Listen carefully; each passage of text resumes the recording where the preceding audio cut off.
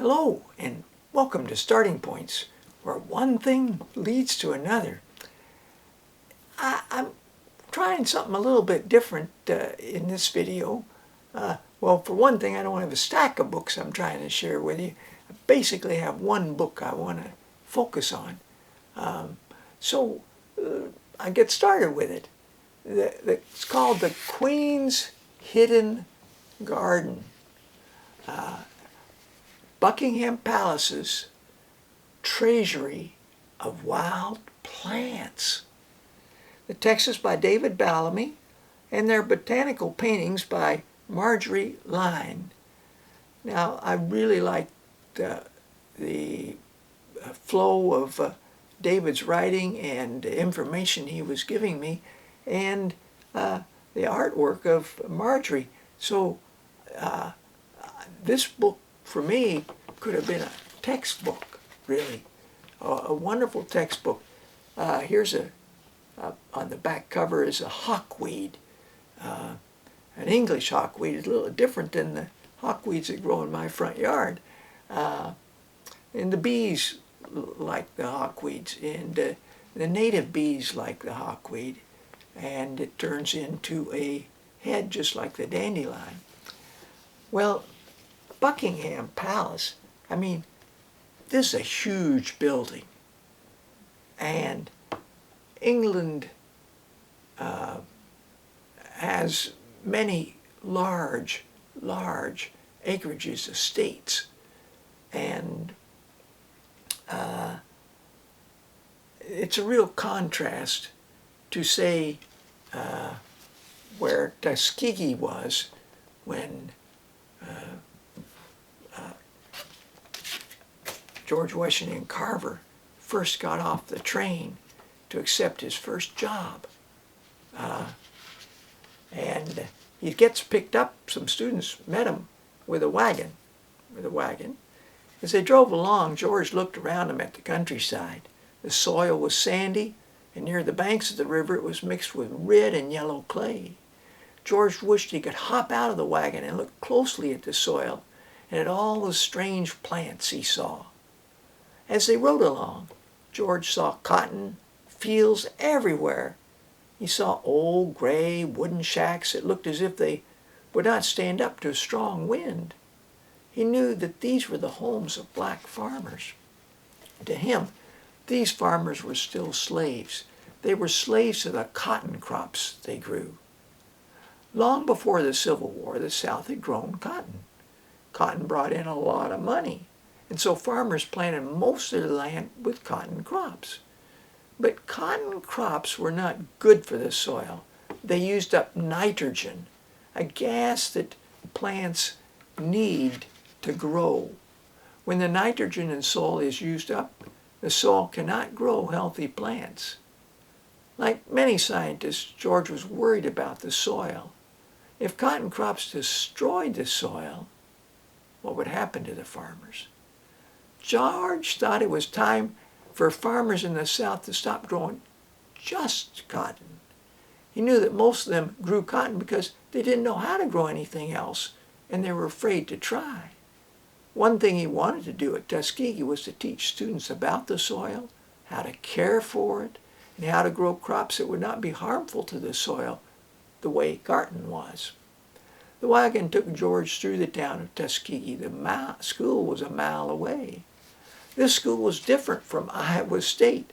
There were no beautiful lawns, just acres of dirt. The buildings at Ohio State were pretty brick buildings. At Tuskegee, there was only one brick building. All the rest were built of wood. Some were not even painted. George could see that there was a lot of work to do. There were no special buildings for students who would want to study agriculture, so there's no agricultural building. Booker T. Washington had just raised enough money to buy the materials. The agricultural building was going to be a brick building. The students themselves would make the bricks and build it. Ooh. One of George's first jobs was to plan the building. Classrooms on the first floor, reading room and plant room on the second, and a dairy in the basement. George had 13 students that first year. They called him Dr. Carver. Dr. Carver's class had a classroom, but they did not have a laboratory or tools to work with. The students were discouraged, but Dr. Carver would not let them mope around and do nothing. There's no need to whine. Oh, if we only had so-and-so, he said. Do it anyhow. Use what you find around you. And Dr. Carver took his students out to find anything that would be of use in a laboratory. Old bottles and jars, boxes, pieces of string, rubber, tin, and wire. They searched through garbage cans and dump lots. Soon they had a homemade laboratory in the corner of the classroom. Dr. Carver set up a farm on the school grounds so the students could practice working with the soil. 20 acres of land was marked out in small plots. Dr. Carver called this farm an experiment station. He planned to do experiments in growing crops. The soil of the experimental station was not very good. It would be hard to grow anything in this soil.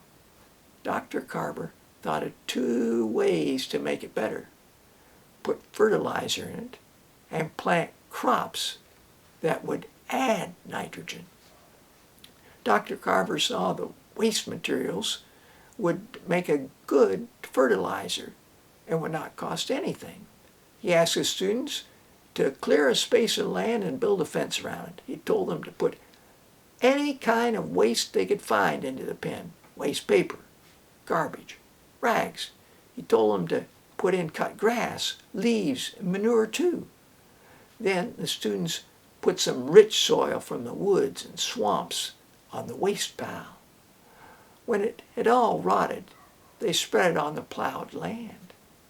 Now the land was ready for planting. The students thought they'd be planting cotton. But Dr. Carver said no, they would plant cowpeas instead. Cowpeas, he told them, were legumes. So are beans and sweet peas and peanuts. These legumes grow in pods. They take nitrogen from the air and give it out through the roots as they grow. And so legumes are good for the soil. Later, some other crop could be planted on the same soil, and there would be plenty of nitrogen to help grow new plants grow. So I remembered this passage, and it was such a strong visual impression, such a strong strength of will, and it was based on knowledge. It was based on knowing things. So this book, I made notes. I thought I would, maybe touch upon some of those notes. And so I'll share with you what I've got down. Page 13, Daisy family. And then it said, in excess of 14,000 species. It's a daisy family. More than the variety. More than 14,000 different kinds of daisies. Whoa. Then it went to gorse. Gorse. Now I had a little experience with gorse because when we first moved to Victoria and rented this house, in the front yard was a gorse bush under a lovely broadleaf maple tree. Well, if we were pitching a ball around or something and it got under that gorse, man, was it prickly. So I didn't have a very favorable feeling about it. Well, I learned more from this book. And let's see if I can, maybe I'll just try to tell you about the gorse. The gorse was taken by settlers, and the settlers to different places. It reminded them of home, of England. And what happens with the gorse is it has seeds that are pea pods. You might call them gorse pods, but they're quite like pea pods. And the plant is a legume in that regard, which I didn't know at all.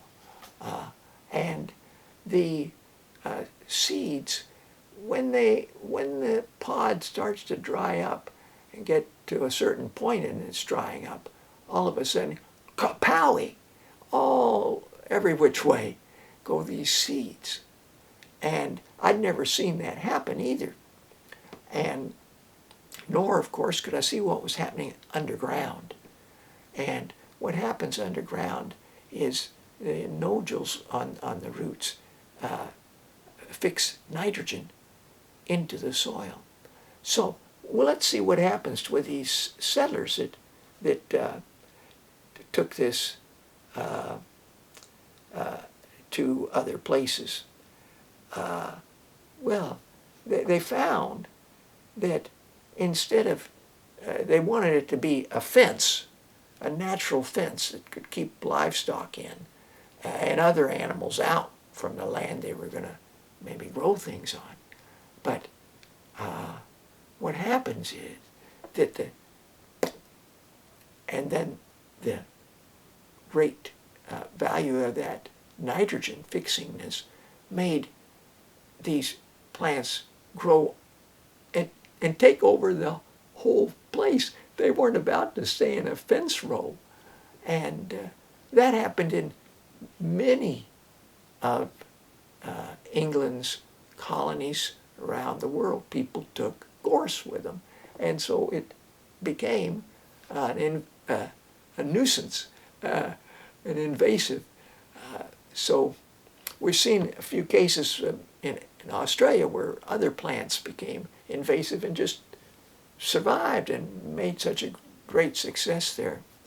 Now, here was a story that happened in James the First rule. Remember, he was 1603, same time as Jamestown, 1607, and he wanted for England to free itself from having to depend on importing things from places like Spice Islands, China, silks. So, wasn't long after taking over the rule that he made a proclamation to the wealthy landowners. He asked them that he wanted them to plant mulberry trees, and so that they could be a source of food for silkworms and free themselves of having to get silk by trading with China. A funny thing, of course, the people that were going to wear silk were the rich, noble people. But anyway, they did that. But they didn't know that the black version of mulberry, the leaves of it, dark leaves, and the underneath side of the leaves are quite hirsute, with little hairs on it. And silkworms didn't care for it. And, if they were desperate, they might nibble a bit, but the project was a flop. Now, there is, of course, a mulberry tree that silkworms dote on, they love, and that is the white mulberry. And where does the white mulberry grow in Europe? It grows along the Mediterranean. And so they thought, well, we'll get the white and bring the white up and try. But they didn't take into consideration that plants grow where not only is the soil right for them, but the climate is right for them. And there's a big difference between the climate in Southern Europe and the climate in Great Britain, in England. Mediterranean, warm summers, hot. Warmer winters, not such cold winters. Dry. England, cold winters, ice, snow, summers still cooler, lots of rain, and that didn't work either because it wasn't a suitable place for the white to mulberries to thrive. So we're learning those things. We think we have solutions, but there's so many factors, variables, that hard to pick out. I think there's a couple of other examples from this book that I'd like to share. One of them is our friend Joseph Banks, who was living at the time of King George III, who lived as a ruler for 60 years, remember, that King George III and his wife stopped living in Buckingham Palace. They spent many of their later years living in Kew Gardens. And then people did value gardens and I mean, it's still very strong. You think of gardens, you think of the English. And so that was Joseph Banks. Now, he enters into the book again later on. And it's attributed that he helps out the wife of Carl Linnaeus. Now, as Carl Linnaeus was getting old, he asked for and got permission to name his successor who would follow him. Now, that was something that was not normally done. But again, he was a hero in the eyes of Sweden because he'd shown the eyes of places like England that the Swedes were quite capable of doing a number of things. And so he got permission, and he gave his post to his oldest son. Now, his oldest son knew something about growing plants, but he also knew how to grow debts. They got more and more in debt, and that included his whole family, his mother. And so mother writes Joseph Banks and sees if he would be interested in the collections that Linnaeus had made, his extensive collections that he'd based his theories on. Well, Joseph Banks, now we're talking right at this point, 1786, and the American Revolution is over. England has lost these colonies. And though he's wealthy, he may have hesitated. But he didn't totally hesitate because he told another man, and I've got that other man's name down, Sir James Edward Smith, who was also wealthy and also interested in plants. about this offer. And Sir James Edward Smith then makes that exchange, the money for this collection. And so I did a little extra research on my own to dig that out, because I was curious there, and I found out what the collection consisted of. 14,000 plants, and that's one plant per page. That plant's put on the page, it's been pressed and dry, and then there's another page and another plant. 14,000 pages of plants, 158 fish, 1,564 shells, and then 1,600 books, and 3,000 letters that Linnaeus had exchanged with other scientists and things as he was working on things. So quite a treasure left Sweden to now be housed in England. So I thought that was something quite fascinating. Now, I should mention one other something, two other somethings actually.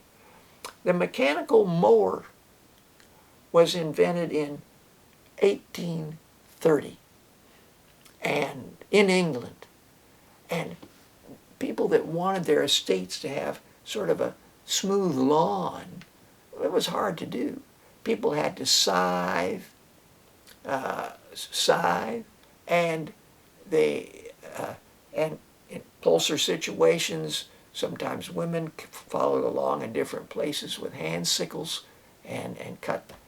And it wasn't but 1830 with the invention of this mechanical mower, things were going to change. Now, the other thing I really wanted to say was that about Josephine and Napoleon are mentioned in here. Josephine and Napoleon.